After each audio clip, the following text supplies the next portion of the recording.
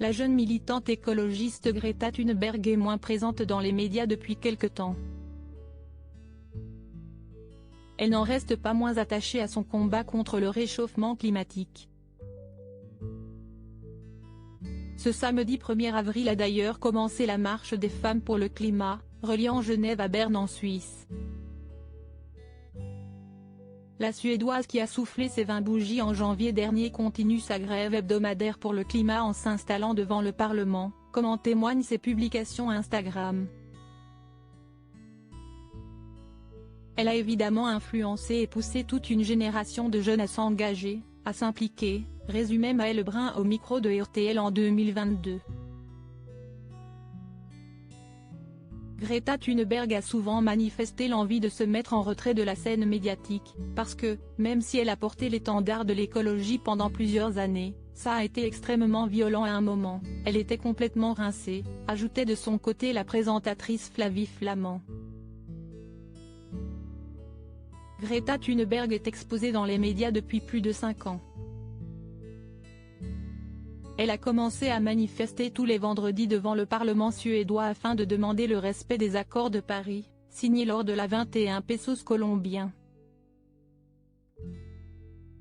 Nous sommes en grève d'école pour le climat.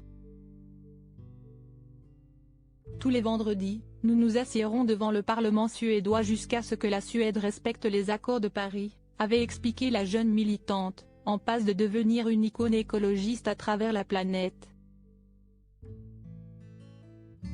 Supérieure à Greta Thunberg, qui est cette jeune fille de 16 ans reçue à l'Assemblée nationale?